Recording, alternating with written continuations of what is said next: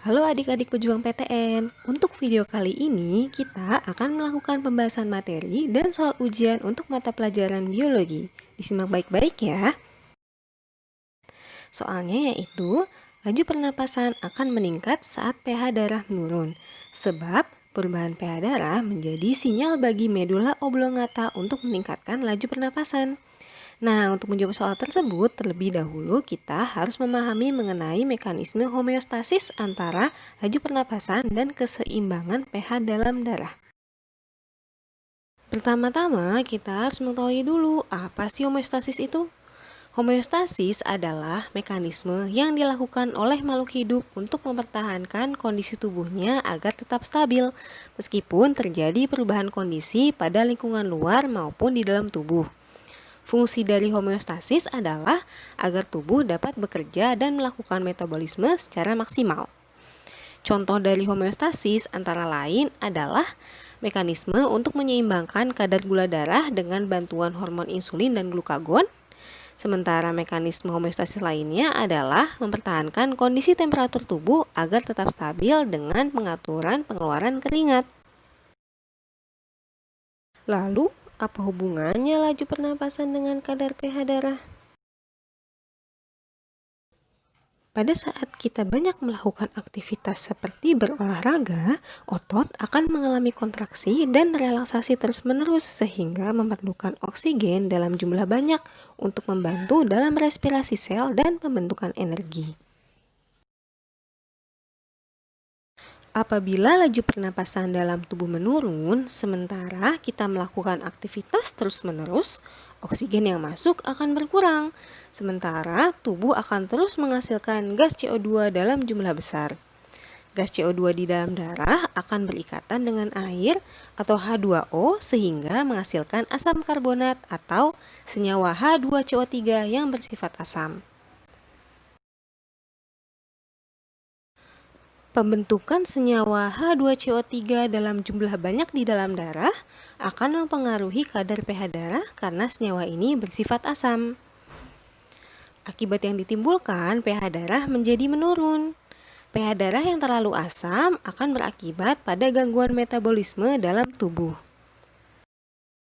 Sinyal penurunan pH di dalam darah kemudian akan dihantarkan dan diterima oleh otak. Bagian otak yang merespons sinyal perubahan pH darah adalah medula oblongata, yang salah satu fungsinya adalah untuk mengatur peningkatan atau penurunan laju pernapasan. Medula oblongata akan merespon perubahan pH darah dan meneruskan sinyal tersebut kepada paru-paru. Paru-paru akan merespon dengan meningkatkan laju pernapasan, sehingga oksigen yang masuk ke dalam tubuh akan semakin banyak, sementara CO2 dalam tubuh akan dikeluarkan sehingga kadarnya di dalam tubuh akan berkurang. Peningkatan laju pernapasan membuat kadar asam karbonat dalam darah ikut menurun, karena CO2 sebagai pembentuk senyawa H2CO3 telah dilepaskan oleh tubuh seiring dengan meningkatnya laju pernapasan. Penurunan asam karbonat dalam darah akan membuat pH darah kembali naik mendekati pH darah normal. Dari penjelasan sebelumnya, berikut ini adalah bagian mekanisme homeostasis antara laju pernapasan dengan kadar pH dalam darah. Yang pertama, saat tubuh banyak melakukan aktivitas dan laju pernapasan menurun, kadar CO2 dalam darah akan meningkat.